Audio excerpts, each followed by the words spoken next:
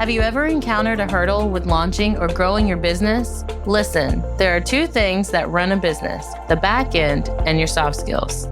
Telling you right now, if these aren't in place, you'll lose clients and you'll lose money. You don't want that? Well, you're in the right place.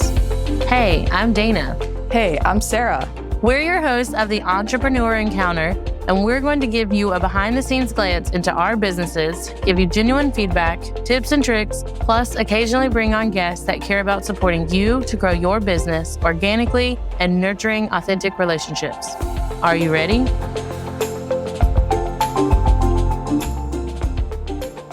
Welcome back, listeners, to another amazing episode of the Entrepreneur Encounter. Today, we are going to be diving into a topic that I feel like everyone, no matter what phase of entrepreneurship you're in, but how to create a time map that aligns with your energy, whether it's during the morning to get more work things done or in the evening, and then how to accomplish having more of what you want to do in your calendar and not just your to-dos, which personally I'm guilty of the most. If anyone's looked at my calendar, is a rainbow of the many to-dos I have to do every single day. With us to talk through this topic is Heidi Mills. She's a productivity consultant. Welcome, Heidi. Yeah, thanks for having me. Will you take just a few moments to kind of better introduce yourself and how you came to be in the niche of productivity consultant? Yes. So I loved to organize as a kid. Then this woman who was kind of our lead and selling passes was very organized and thought I could get a degree in organizing. And I said, no, I see that I can do it as a career. And it was kind of the kick in the butt I needed to do my own thing when I was told our office where I was working at the time was going to shut down. And so I went from there. And one of the things I loved in the organizing industry was finding other organizers locally. And there's a national association. And I went to a meeting and immediately, instead of everybody saying, oh, who's your competition? It was very collaborative. And a lot of organizers actually work together on big projects for the people that are doing big moves and getting to know each other. So it was really great. I never even thought like you can get a degree in organization. Like, are you talking about organization as like in physical, like in houses and offices? Yeah, I'm not sure where she came up with that. We all were in different locations at the time when we were selling ski passes, and she had to coordinate everything and have stuff in boxes because she was always moving stuff around. So I'm not sure where she saw that, but I told her years ago, I thought I'd try to find a niche to help people in sports and CEOs that needed to be organized, but then I've taken a very different path since then. Working with moms and entrepreneurs is my favorite. So I think that's what's interesting is that it's organization, but it's a very big umbrella of what that means. Like you can organize businesses, and even under that one, you can organize very different businesses or homes, or like leading into the productivity of organizing your time and everything else. That was one of the things that I liked the most was your time map. And that in itself is an organization skill that I don't even think well-seasoned entrepreneurs necessarily have that master. Like it's a constant needing to tweak that because your season of life changes. Mine just changed because we're on spring break from last week. And then next week is going to go into something else because school's back, but we got to get reacclimated and our goals and our business has changed with the podcast. So like that needs to be included in our time map of what we're working on. Yeah, that's huge. And it's funny because I was at a networking meeting and I'm in a great group. It's all women, but they are very in the abundance mindset. So we have more than just one organizer. And there was a couple there that day. And so when it got time for me to talk, I'm like, you know what? Everybody in this room with the question from the speaker, it all came back to time because she was an expert actually in networking and growing your business. And I noticed that almost everyone's answer, I can't remember what the question was, but it was something about like, what are your biggest frustrations with networking? And it all came down to time, having the time to do it, getting out there. So it's super important really for time. A lot of it, organization comes back to how you can work with your time.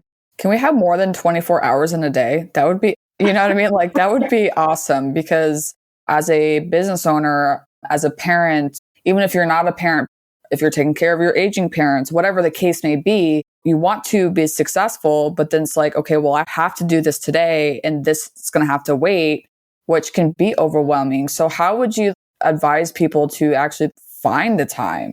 My 3 things I always say that I've discovered now, the basic 3 things for people in organizing, it's when you're doing the stuff, it's what are you going to keep, donate, and toss. And for me, it's much more beyond that. My 3 things are your space, energy, and consciousness around being organized and what decluttering means. And in consciousness, a lot of it also comes back to guilt about getting rid of things or feeling guilt, and especially mom guilt, right? That's a huge, when I was doing market research, I'm like, mom guilt is such a big thing, imposter syndrome. So I always have people fill out the time map, as Dana was alluding to. And I actually got it through another organizer years ago when I first started. Julie Morgenstern wrote books called, her big one that changed me, actually, my time, was Time Management from the Inside Out.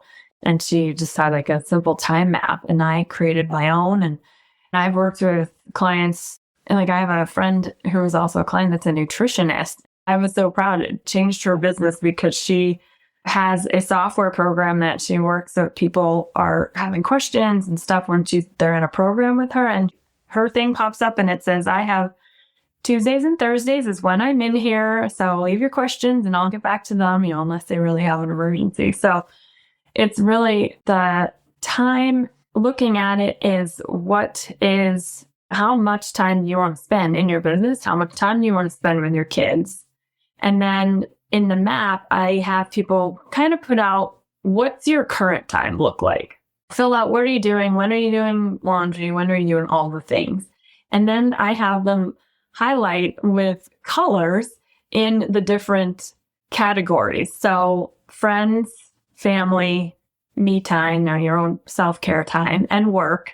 The first time I did it in a small group, I had one woman say, oh my gosh, all I do is work. It's her whole thing. Purple. We picked purple for work. So I have people do that. And then I have a categories. What do you really want in your time? What are the things that aren't in your current schedule? Do you want more yoga? Do you need more time with your family or not?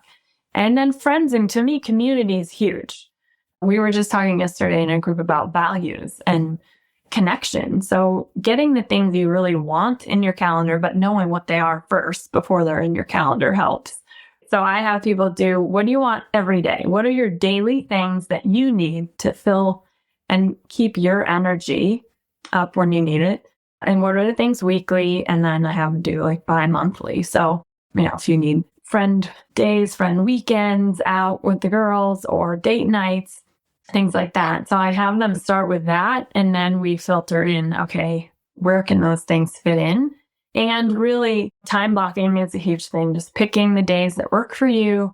I actually did a workshop with another woman that started helping people with productivity. And it's interesting because she and I are different. Like for me, it's like, if I'm going to get up and shower and do that, just put makeup on for the day, then I'm going to do all my networking at the same in that day.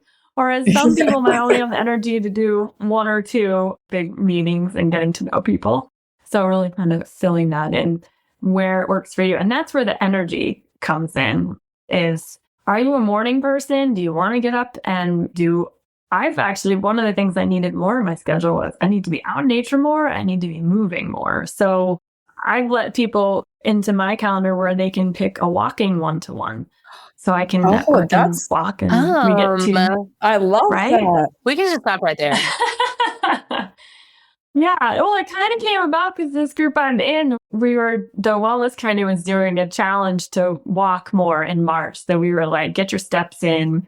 They called it March Movement Month. And I was like, well, if I need any moving more, then that's one thing, and then we always say how multitasking is not a real thing. It's not productive to multitask. And I even say, well, I can talk on the phone and do dishes. That's about the only 2 things that are maybe productive to multitask. But then sometimes if I'm talking on the phone, I find myself walking around the house, roaming around. I can't actually get things done.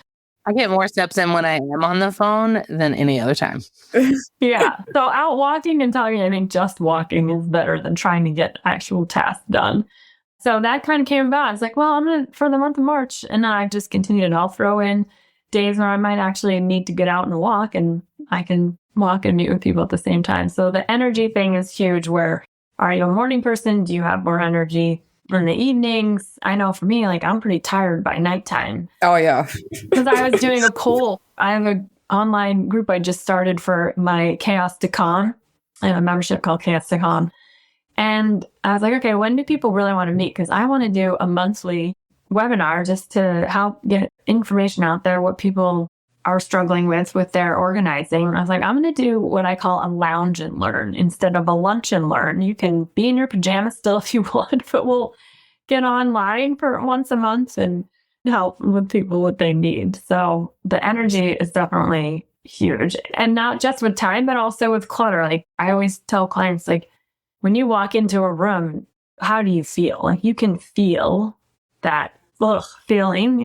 My basement storage area got out of hand last year, and I was like, oh, I can't even go in there. I'm just throwing stuff in. It's ski season, and all this stuff we're not home every weekend. And then finally I got in there and dug stuff out, and I was like, oh my gosh, I can just come in here all the time and feel so much better. So that's a huge part of organizing and clutter is the energy that you feel with it. I would have to agree with that because I recently just cleaned off my desk and there was like a stack of just papers. So when the kids come home with papers, like open my office and throw them on my desk, like eventually put them away. And then I noticed as I'm working the last couple of weeks, I'm like, there's a big stack of whatever on my desk. And it wasn't like really bothering me, but I knew that like it needed to be done, but I didn't want to get it done because I was focusing my energy somewhere else and kept putting it off. And then it just became too much. And then I had to clean it. So it's like you're putting things aside because you don't want to do it. You don't have the energy to do it, or you're just like, well, I'll get to it later. Well, if you get to it later, then that stack of whatever is going to be higher and higher every day. I'm afraid to do my time map because I feel like I'm doing a lot, but I probably could be more productive in my time. So I'm curious of how mine would look like to help me figure out a better schedule. Yeah, I'll have to send you mine. Well, it's interesting to say paper because paper is also one of my favorite things. I was with a group called Productive Environment Group and learned their system. And yeah, as long as you know what to do with it and where to have it, I always say, once you have a system in place, then it's just about recovery time instead of letting it go and go. But yeah, and that's interesting too, right? With the energy, what are your lower energy times a day? Maybe you keep the lighter tasks for those times, whereas you want to have the bigger blocks of time when you're really focused and you're high on energy to be in the creative space. And it's really about keeping your creative time and really sticking with the blocks too. I feel like when I have people create their time, I'm like, you have to have that set in stone. And especially instead of letting the time that you have for you to get things done, people tend to let other things creep into that.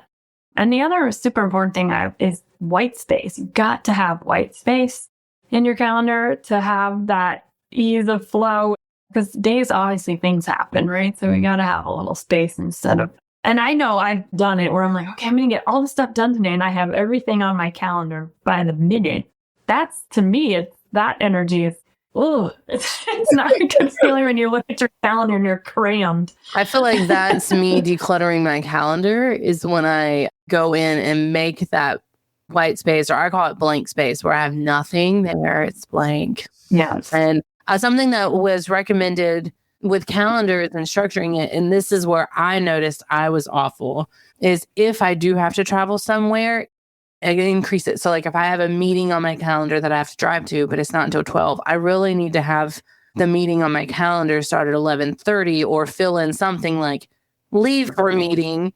Yeah. For the however long it's going to take me to get there. So I know when I need to leave and I'm not rushing to actually get there. And then I'm frazzled when I get to the meeting and I'm not in the right mind space to properly network or whatever it is. Yes, that's huge. And I'm telling you, this is where the time maps and insight, when I read that book, that changed my life. Because I was always the one, like, I was pretty good. I'm like, I would always be running to the doctor's office. I'm be there in 5 minutes. Because I would try to cram in as much stuff as I could get done before leaving. And that was a huge one where I learned, okay, what's the true, because one of the things is having people kind of track your time. Well, how long does it actually take you to do things? So that, like you said, is a perfect example. You need to have the travel time in there. Do you have to get up the elevator to get to where you're going? That stuff down. And that's huge. Yeah, the mindset of getting there feeling frazzled. I know when we get to some of our meetings, everybody just sits down, takes a deep breath to center being there if you were in traffic. But yeah, that's a huge one. Hey there, listeners. Ever feel like you're struggling to connect with customers or lead your team effectively? That's where soft skills come in. Entrepreneur Encounter isn't just another podcast. We're a community dedicated to helping early stage entrepreneurs like you master the soft skills that make or break a business. Technical skills are important, but without communication, collaboration, and confidence, your business might never get off the ground to the next level. In our membership, Dana and I share actionable insights and tips to help you nurture the soft skills you need to thrive. Give you access to bonus content, workshops, and a network of like-minded entrepreneurs who are all on the same journey. We'll teach you how to boost your confidence, become a leader who inspires and motivates your team, navigate conflict like a pro, to resolve disagreements without drama and build stronger relationships, communicate clearly and concisely, get your message across, build trust, and close the deal. If you're ready to take your business to the next level, join the circle by clicking the link in the show notes. What are other common challenges that you've come across when entrepreneurs are trying to manage their time more effectively in that regard? I think the overwhelm, like you say, it's huge what Sarah said, where is there more time in the day? I think one of the biggest things really around it is mindset. And one interesting things that I've come across recently, I was in a group of some people were reading the book 10X, and they were of the book 10X, and they talk about the difference between, it's like back to the Greek, it's kairos and chronos time.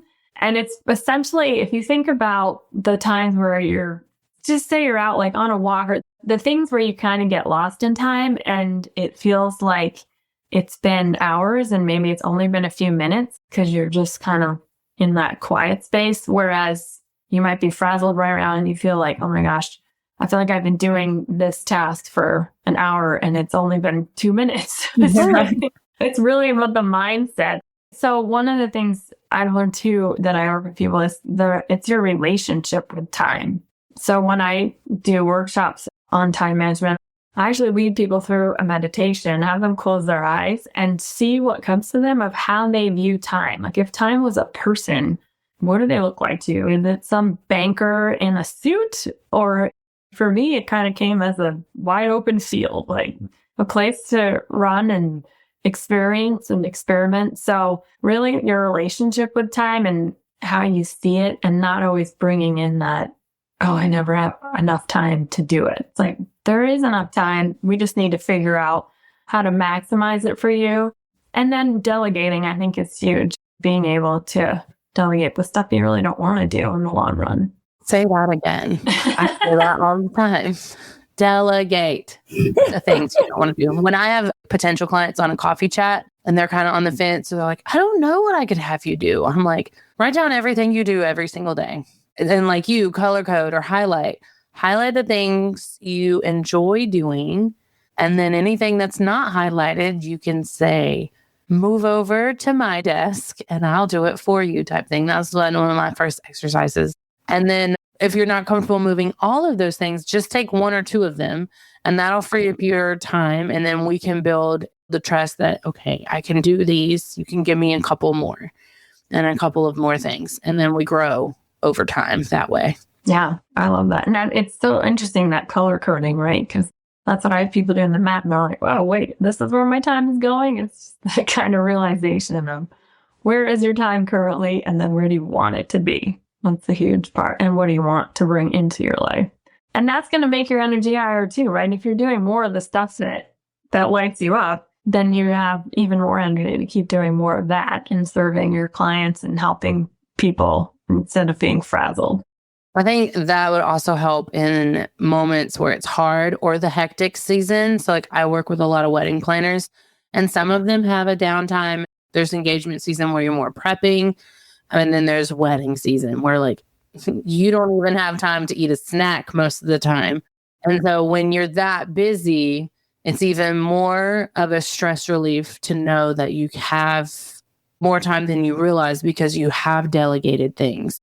I worked with a wedding planner. She was based in New England. She was not a morning person. So her major tasks did not get done in the morning. We did not talk to her in the morning. We didn't do anything before like 11 a.m. We would be doing other things for her, like checking her inbox and essentially helping her mentally get prepared for the day. We would sort it and put more important tasks when she was ready by 11 in a to respond folder, essentially. So when she got into her inbox to start her day, she went to that folder first and then circled around or filtered out to other things. And that helped her have a successful day. Well, it makes sense too. I would imagine if you're in the wedding world, you have later nights part of the year and then dating season. And yes.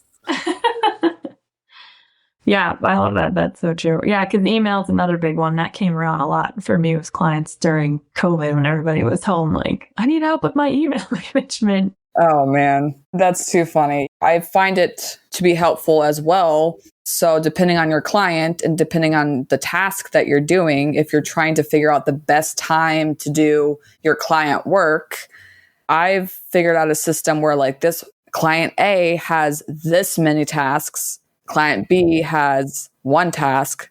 So what can I do first? The one that has the one task so I can get it out of the way and not keep putting it on the back burner. So I believe that when you are trying to figure out, like, do you have time to do this today?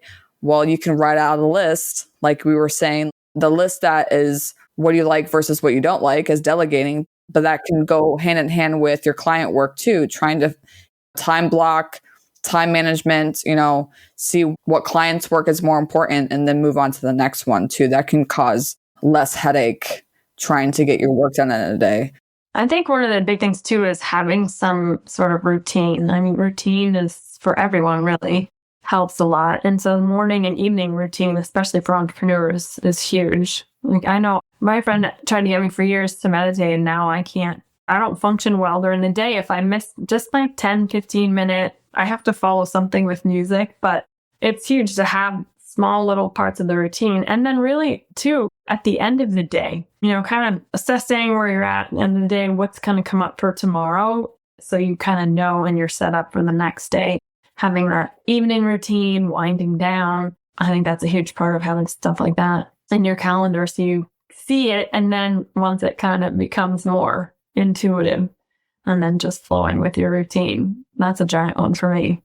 I think an integral part too, based on what we've been talking about so far, is also when you recognize that your calendar may be too full, is allowing yourself to reach out and say either A, I need to reschedule, or B, to update your schedulers so that you don't consistently have like back-to-back meetings. So in real world experience, Sarah and I, when we decided to have on more guests, it was my fault. It really was. I was so overzealous. I was like, we can record like 2 or 3 podcasts in a day. No, we cannot.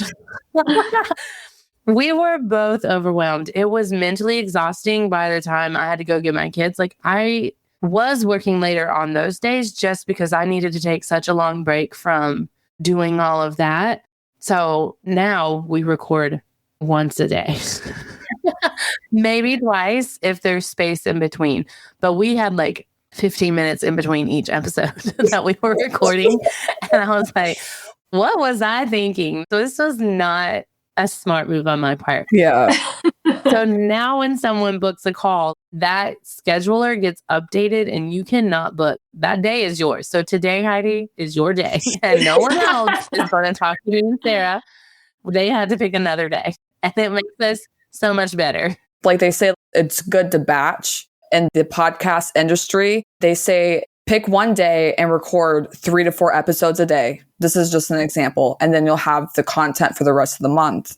That's a great idea and all, but there's some people like Dan and I that don't have the capacity to be able to do that. That is fine. Or when people say batch your blog posts, that's a lot of writing. That's a lot of like mental space, energy, all that stuff. So as we're talking about, you got to find your routine, find what works best for you, because we hear all this noise, like get all your content for the month ready right now and you'll have it all done. Yeah, you can do that. But do you really want to spend 3-4 hours recording and talking and all that stuff? And then you're checked out for the rest of the day. You know what I mean? So you have to find what is the balance, what's best for you, your routine and your time. Because then if you don't find that balance and find that routine, then you're going to get overwhelmed, burn out, get stressed. Like all the negative feelings are going to keep coming up. And then you're going to want to say, I don't want to do this anymore. Yeah. You want to. And you said exactly what I was thinking. Yeah, is this came up in the workshop I did. For me, I don't think people realize how much energy it takes when you are mentally tuned into something. Like I say, I try to batch my networking because I'm out there. But when I get back, I'm like, whew, I need a little bit of downtime. I need a nap to gain my energy first. And if you don't have the mental space for that, then you got to space it out. And I think that's fine. And that's a routine too, right? Like you guys have to pick certain days. This is when you can record and people come to you. And that's a big one too. I know some people, I think it varies by, I don't want to kind of say like generation. I don't know. I noticed people are getting more into business that are maybe a little older. They're really afraid to give their schedule out. Because I was just talking to someone is kind of starting her own business. She used to teach and now she's doing some other stuff. She's like, oh, I can't imagine. I'm so worried about putting my calendar out there. People, I said, no, but the beauty is if you have something like I use Calendly, there's so many different ones out there that you pick what your blocks are and they can only choose from those. Actually, it's a time saver really in the long run instead of going back and forth like, well, I have this day and you have that day. And oh my God, here's my link. Pick a day that works. And then you can have categories. Like I said, I had Mondays or Fridays when I would say I can do a walking one-to-one, whereas my regular networking days, Tuesday, Wednesdays, and you can choose Zoom. You can choose, I put some different coffee shops or lunch places and they can choose. I try to find some that are not too far from me, but that are between me and different parts of town. I'm in Denver, so we've got people north of me, west of me, south, and just picking those, it really helps save time. I'm going to steal that idea. I love this walking one-to-one thing. Currently, like my personal quarterly goal is to get my steps in. Mm-hmm. And that will 100% allow me to habit stack and I can network and build connections with other entrepreneurs, but we can both get our steps in. Exactly. That is going to be like my thing that I take away from this. And this has been a great conversation. I think I need to caveat that and say, I know multitasking isn't, but there is one way to multitask that is okay. Oh my gosh. Because I'm the type of person, like when I'm brushing my teeth, I'll be walking in place. Like I am so active in trying to get my steps in right now. It's ridiculous. I love it. That's great. Well, for our listeners who would love to work one-on-one, whether they're walking or virtually, how can they find you and connect with you? So my website actually just finished. I'm excited. It's Anchors Away, AWAY, organizers with an S.com. And then they can find me on Facebook. I'm just out there. My maiden name was Hinterhauser because there's a lot of Mills out there. So I'm Heidi Hinterhauser Mills. But I would love people to join my group I created, Chaos to Calm. So you can see on my website, it's the membership. I created that with moms in mind that are super busy, that might not have giant chunks of time to work with somebody 4 to 8 hours, get a big set of something done. So that membership is to just take small chunks, more of the physical clutter, but I also cover time in there and some of the paper and digital is coming up. So Chaos to Calm is the Facebook group I created. And I don't put a lot of stuff on Instagram, but I'm on Instagram. Usually if I post Facebook, I do Instagram as well. I love that. And we'll definitely make sure all of those things are in the show notes for everyone listening. Awesome. I think we all need more calm. Yes. Yeah. But this was wonderful. Thank you for being a guest. Yeah, thank you. Thanks for having me. Thank you. That's great. Until next time. Bye. Bye.